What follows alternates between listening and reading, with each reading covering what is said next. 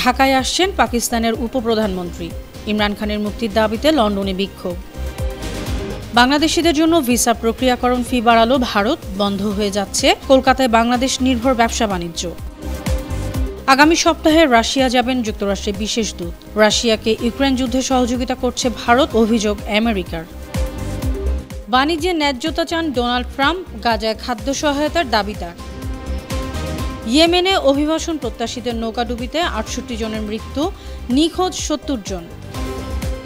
প্রায় ৩ লাখ বিদেশি শিক্ষার্থী নেবে অস্ট্রেলিয়া।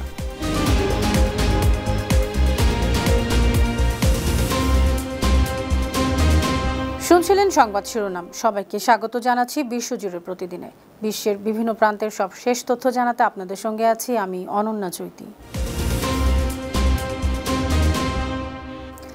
২ দিনের সফরে বাংলাদেশে আসবেন পাকিস্তানের উপপ্রধানমন্ত্রী ও পররাষ্ট্রমন্ত্রী ইসহাক দার।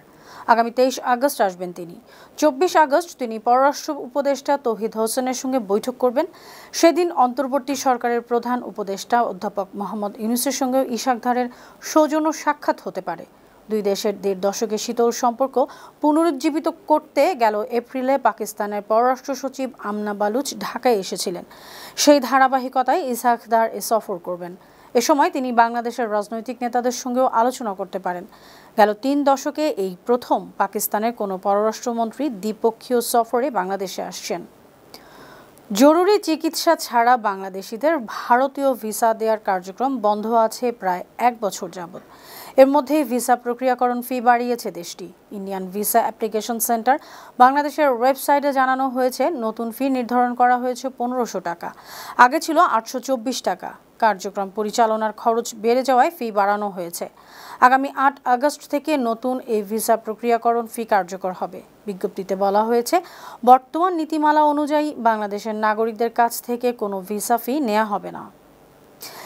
এদিকে ভারতে বাংলাদেশি পর্যটক যাতায়াত না থাকায় গেল ১ বছরে কলকাতার new market, free school street ও মার্কুইস স্ট্রিটের বেশ কিছু দোকান, হোটেল ও ট্রাভেল কোম্পানি বন্ধ হয়ে গেছে। সোমবার এই তথ্য জানিয়েছে দ্য টাইমস অফ ইন্ডিয়া। প্রতিবেদনে বলা হয়েছে, ঢাকায় রাজনৈতিক পালাবদলের কারণে গেল ১ বছরে কলকাতায় ১,০০০ কোটিরও বেশি রুপির ব্যবসায়িক ক্ষতি হয়েছে। বাংলাদেশি টাকায় লেনদেন করা মানি এক্সচেঞ্জ ব্যবসা প্রায় ৪০%, ছোট ও মাঝারি রেস্তোরাঁ বন্ধ হয়ে গেছে। বাসায় রান্না করা খাবার সরবরাহকারী হোমস্টে, ট্যুর গাইড ব্যবস্থাগুলো পুরোপুরি ভেঙে গেছে।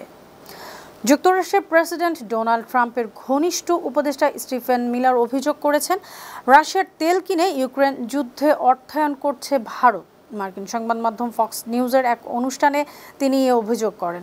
যুক্তরাষ্ট্রের হোয়াইট হাউসের ডেপুটি চিফ অব স্টাফ এবং ট্রাম্পের অন্যতম ঘনিষ্ঠ উপদেষ্টা স্টিফেন মিলার আরও বলেন, ট্রাম্প বলেছেন, রাশিয়া থেকে তেল কিনে ভারতের এই যুদ্ধ অর্থায়ন চালিয়ে যাওয়া গ্রহণযোগ্য। রাশিয়ার তেল ক্রেতা হিসেবে ভারত প্রায় চীনের সমকক্ষ। অবরুদ্ধ গাজা উপত্যকায় ইসরায়েলি হামলায় একদিনে কমপক্ষে আরও ১১৯ জন ফিলিস্তিনি প্রাণ হারিয়েছেন। নিহতদের বেশিরভাগই খাদ্য সহায়তা সংগ্রহ করতে গিয়েছিলেন।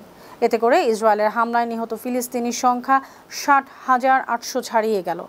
রোববার এ তথ্য জানিয়েছে বার্তা সংস্থা আনাদোলু। বার্তা সংস্থাটি বলছে, গাজা উপত্যকায় ইসরায়েলের হামলায় নিহত ফিলিস্তিনির সংখ্যা ৬০,৮৩৯ জনে পৌঁছেছে। ফিলিস্তিনের স্বাস্থ্য মন্ত্রণালয় জানিয়েছে, গেল ২৪ ঘন্টায় ১১৯টি মরদেহ হাসপাতালে নেওয়া হয়েছে। এ সময় আহত হয়েছেন ৮৬৬ জন। ফলে ইসরায়েলি আগ্রাসনে মোট আহতের সংখ্যা বেড়ে হয়েছে ১,৪৯,৫৮৮ জন। এদিকে গাজায় ৬১তম বারের মতো আকাশপথে ত্রাণ সরবরাহ করেছে সংযুক্ত আরব আমিরাত। বার্ডস অফ গুডনেস নামে মানবিক উদ্যোগের অংশ হিসেবে রোববার আকাশ থেকে এসব ত্রাণ ফেলা হয়। আমিরাতের সরকারি বার্তা সংস্থা WAM জানিয়েছে, এখন পর্যন্ত মোট ৩,৮১৮ টন খাদ্য ও ত্রাণ সামগ্রী আকাশপথে ফেলা হয়েছে। একই দিনে আরও ২০টি খাদ্যবাহী ট্রাক গাজায় প্রবেশ করেছে। গাজায় মানবিক সহায়তা বাড়ানোর দাবিতে তুরস্কের ইস্তাম্বুলে মার্কিন কনসুলেটরের সামনে রোববার ব্যাপক বিক্ষোভ হয়েছে। এ সময় বিক্ষোভকারীরা গাজায় গণহত্যা বন্ধ করো ও রাফা গেট খুলে দাও লেখা প্ল্যাকার্ড দেখায়। একই দিন নেদারল্যান্ডসের উটরেখট শহরে বিক্ষোভকারীরা গাজায় খাদ্য সংকটের অবসানে আন্তর্জাতিকভাবে আরও জোরালো পদক্ষেপের দাবি জানিয়ে সমাবেশ করেছে। সেখানে বিক্ষোভকারীরা বলেন, ফিলিস্তিনিকে রাষ্ট্র হিসেবে স্বীকৃতি দেওয়াই যথেষ্ট নয়, গণহত্যা এখনই বন্ধ করতে হবে, ইউরোপ থেকে অস্ত্র পাঠানো বন্ধ করতে হবে। বিশ্বের বিভিন্ন দেশের উপর নতুন শুল্ক আরোপ প্রসঙ্গে মার্কিন প্রেসিডেন্ট ডোনাল্ড ট্রাম্প বলেছেন, লাভের জন্য নয়, ন্যায্যতা প্রতিষ্ঠার জন্য তিনি নতুন হারে শুল্ক আরোপ করেছেন। রোববার ওয়াশিংটনে সাংবাদিকদের কাছে ট্রাম্প আরও বলেন, তিনি কোনো কৌশল খুঁজছেন না, ন্যায্যতা চান। এটি কখনো কখনো অনেকের জন্য বেশি কঠিন হয়ে যায়। উল্লেখ্য, যেসব দেশের সঙ্গে যুক্তরাষ্ট্রের বাণিজ্য চুক্তি নেই তাদের উপর 1 আগস্ট থেকে শুল্ক কার্যকর হয়েছে। তবে চীনকে 12 আগস্ট পর্যন্ত সময় দেওয়া হয়েছে, আর মেক্সিকোর জন্য 90 দিনের সময় বাড়িয়েছে ট্রাম্প প্রশাসন। মার্কিন প্রেসিডেন্ট ডোনাল্ড ট্রাম্প বলেছেন, তারা চান গাজার মানুষ খাদ্য পাক, তারা চান ইসরায়েল মানুষকে খাদ্য দিক। সম্প্রতি মার্কিন দূত স্টিভ উইটকফ ও রাষ্ট্রদূত মাইক হাকাবি গাজায় ত্রাণ সহায়তা কেন্দ্র গাজা হিউম্যানিটেশন ফাউন্ডেশনের কার্যক্রম পরিদর্শন করেছেন। হাকাবি বলেছেন, জিএইচএফ গেল 2 মাসে 10 কোটিরও বেশি খাবার বিতরণ করেছে। হামাস এটা পছন্দ করে না, কারণ এভাবে হলে তারা খাবার লুট করতে পারে না। প্রসঙ্গত, জিএইচএফ এর ত্রাণ সংগ্রহের সময় শত শত মানুষ গুলিবিদ্ধ হয়ে নিহত হয়েছেন। ইসরায়েল স্বীকার করেছে তাদের সেনারা সন্দেহভাজনদের লক্ষ্য করে হুঁশিয়ারি গুলি ছুড়েছে। আগামী সপ্তাহে রাশিয়া যাবেন যুক্তরাষ্ট্রের বিশেষ দূত স্টিভ উইটকফ। মার্কিন প্রেসিডেন্ট ডোনাল্ড ট্রাম্প রোববার নিজেই এ খবর জানিয়েছেন। ইউক্রেন যুদ্ধ বন্ধের চুক্তিতে রাজি হতে রাশিয়াকে 8 আগস্ট পর্যন্ত সময় বেঁধে দিয়েছিলেন ট্রাম্প। নতুবা রাশিয়ার উপর অর্থনৈতিক নিষেধাজ্ঞা আরোপের হুমকি দিয়েছেন তিনি। সাবেক রুশ প্রেসিডেন্ট ও বর্তমানে জাতীয় নিরাপত্তা পরিষদের ডেপুটি চেয়ারম্যান দিমিত্রি মেদভেদেভের সঙ্গে অনলাইনে বাকবিতণ্ডার পর রোববার সাংবাদিকদের কাছে ট্রাম্প বলেছেন, তিনি 2টি পারমাণবিক সাবমেরিন মোতায়েন করেছেন। তবে এসব সাবমেরিনের বিষয়ে বিস্তারিত কিছু জানাননি ট্রাম্প। এ নিয়ে ওয়াশিংটন ও মস্কোর মধ্যে উত্তেজনা চলছে।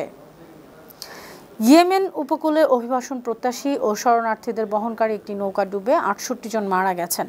নিখোঁজ আছেন 70 জন, তবে 12 জনকে জীবিত উদ্ধার করা হয়েছে। জাতিসংঘের অভিবাসন সংস্থার IOM ইয়েমেন শাখার প্রধান আব্দুস সাত্তার SOF বার্তা সংস্থা এপিকে জানিয়েছেন, নৌকাটিতে 154 জন ইথিওপিয়ান নাগরিক ছিলেন। এটি ইয়েমেনের আবিয়ান প্রদেশ উপকূলে ডুবে যায়। খানফার জেলায় 54 জনের মরদেহ ভেসে আসে। আরও 14 জনের মরদেহ অন্য একটি এলাকা থেকে উদ্ধার করা হয়। 2014 সালে ইয়েমেনে গৃহযুদ্ধ শুরুর পর দেশটি থেকে পালিয়ে যাওয়ার ঘটনাও বেড়েছে। পাকিস্তানের সাবেক প্রধানমন্ত্রী ইমরান খানের মুক্তির দাবিতে লন্ডনে বিক্ষোভ হয়েছে। ইমরান খানের সমর্থকরা রোববার এই বিক্ষোভ করে। বিক্ষোভকারীরা ইমরান খানের রাজনৈতিক দল পাকিস্তান তেহরিক-ই-ইনসাফের পতাকা হাতে স্লোগান দেন। তারা বলেন, পাকিস্তানে গণতন্ত্র নেই, আইনের শাসন নেই, ইমরান খানকে রাজনৈতিক শিকার বানানো হয়েছে। উল্লেখ্য, 2023 সালে ইমরান খানকে গ্রেপ্তার করা হয়। তার বিরুদ্ধে 180-টির বেশি মামলা দায়ের করা হয়েছে। মামলাগুলো রাজনৈতিক উদ্দেশ্য প্রণোদিত মনে করেন সমালোচকরা। দুর্নীতির একটি মামলায় 2024 সালে তাকে 14 বছরের কারাদণ্ড দেওয়া হয়েছে।